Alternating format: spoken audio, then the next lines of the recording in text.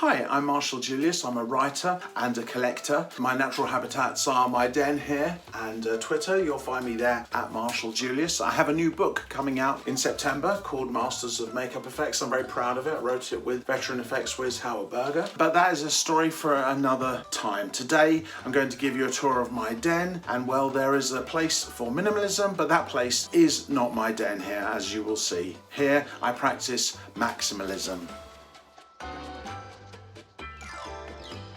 A few weeks ago, my friends at Zavvi and I reached out and asked if anyone had any questions about my collection, and we actually got a ton of responses back, so thanks so much for your interest, and I'm going to work my way through the questions now. It was my 6th birthday party, a beautifully sunny day. We had a magician who gave me a little toy bike. My cousin Justin fell in the pond and had to wear a dressing gown all afternoon, which was absolutely hilarious. And at tea, for some reason, though I didn't complain, we all had crackers, and in those crackers there were magic roundabout badges, and I still have a few of those. Here's my favourite, the Brian the Snail badge, and that is the first thing that I remember collecting. The answer to the first question is, honestly, I have no idea. Thousands and thousands, hundreds of thousands, probably. I mean, look, in this binder alone, it's full of trading cards, and I have several. It's just packed.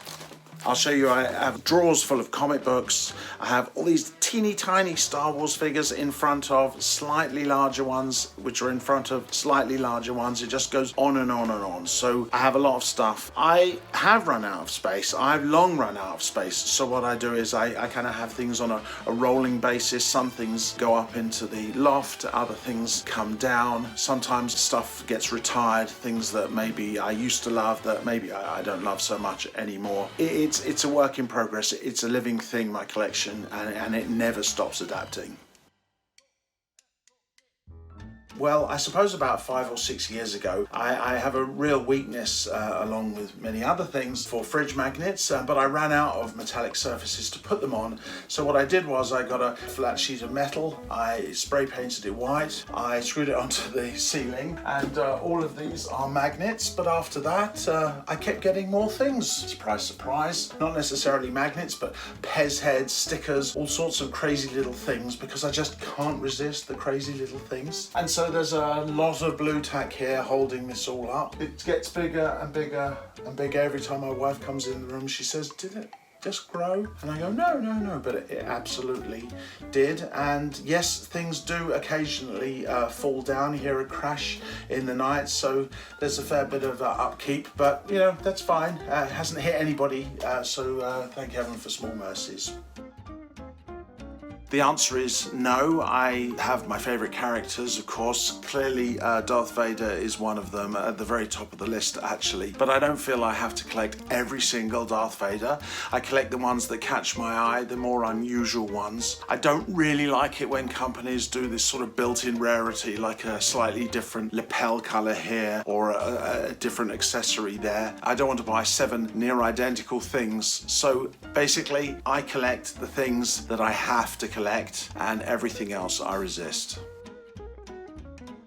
Honestly, that's an easy answer. It's this 1977 Calif Originals Chewbacca mug, one of the very first Star Wars collectibles ever produced. I'm pretty sure that this is a prototype, but the fact that it's like actually valuable isn't the thing that makes me love it so much. It's actually reminds me of my mum. We went on holiday to Florida in 1986. She'd never driven in America before. She was quite nervous about it, but she went out on the freeway to take me to this collector store, which is where I found this. So every time I look at it, it's a reminder of the lengths to which she would always go to make me happy. That's absolutely the most priceless thing to me.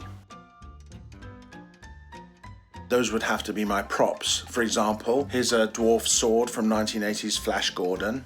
Here's a pistol from Pirates of the Caribbean. Here's a scarab beetle from the Brendan Fraser Mummy. Here's a Martian banknote from Total Recall. And here's a Hawkman club, also from Flash Gordon. I'm very proud to say, no, they didn't. My kids were always very respectful of the stuff. We always operated a look with your eyes, not with your hands policy. And actually, when their friends used to come to the house, they would police them and make sure that they didn't damage anything either. I always had a bunch of fun decoy toys at child level that they could take and they could play with. And they were actually very, very good. I have to say, proudly, with sort of jaw-dropping wonder. Some people, if they're not really into this stuff, usually ask me about dusting, and I have to think, is that really the first question that you have to ask me when you see all this stuff? Most people, it triggers a torrent of nostalgic memories, and often, sadly, people say, oh, I used to have this toy, I used to have that toy, but then when I went to university, my mum sold my stuff or got rid of my stuff, which honestly fills me with complete horror. I mean, my mum would never have done anything like that, and I don't understand any parent who would just chuck or sell their kids' stuff while their back is turned. Now, Simon Potts asked if I still have all the boxes, and the answer to that, please brace yourself, is no. I mean, I would need a whole other room just for the boxes, and to be honest, I'm a militant unboxer. I'm not really collecting as an investment. I'm not a toy shop. I want to feel and enjoy and display my stuff as God intended out of the box. I had a good think about it, and I reckon it's Y: The Last Man. A fabulous adventure full of humanity and humour. It comes to an end, so it doesn't just drag on forever, and I wholeheartedly recommend it. Not a great TV show, but a fabulous comic, and maybe one day they'll get it right in live action. And the answer is yes. It's a vintage stripe gremlin toy, but it would only fall over when my mother-in-law came to stay with us. The sofa in my den turns into a bed, and so in the middle of the night it used to collapse and give her the fright of her life. It is now very firmly stuck down. Also, we have a proper spare room, so she doesn't sleep in here anymore. The answer is no, I wasn't worried about that, but I am worried about that now. Thank you very much. To my shame, yes, I do sometimes. I was looking at Lego figures, Lego Darth Vader figures online the other day, and I saw the Darth Vader brick heads, and I thought, that is amazing. When is it coming out? And then I had a look, and it's like, oh my God, it came out a few years ago. It's discontinued. How am I going to get it? Then I sort of thought, well, okay, hold on a second. I scanned through all my Darth Vaders, and yes, I already have it. I had it for ages and ages, probably like the day it came out, I got it. So yeah, to my shame. Sometimes I do forget, but not often.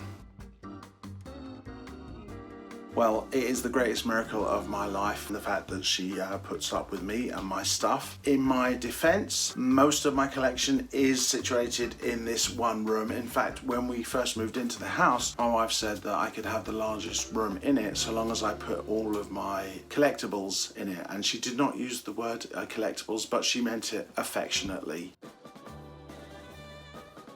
Yes, lots of them, like I'll have a Batmobile please. But there is this figure, it was produced in Japan. It's a Robbie the Robot from 2010, produced by X Plus. It's this beautiful, detailed 12-inch figure of Robbie, but what makes it really special, what gives it extra nerd points, is you pop the head off and inside there is a figure of Frankie Darro. And Frankie Darro is the guy who basically did all the articulation back in 1956's Forbidden Planet. So I just can't think of anything geekier than a toy of a robot and the guy inside who worked him. So I desperately want that. It is available on certain auction sites, but it's 500 quid, so not something that I can get like right now, but it is my grail item, and one day it will be mine. Oh yes, it will be mine. Yes, you certainly do. It's a bobblehead of me as Superman that my wife had commissioned, and certainly it's one of the favourite things in my collection. It is not alone. There are other little me's dotted around the place. Here's a Lego me. Here's Question Mark Marshall, made by Steve Casino for my quiz book, Vintage Geek. And here's a sculpture of me and my wife, Ruta, also made by Steve Casino, this time made out of peanuts.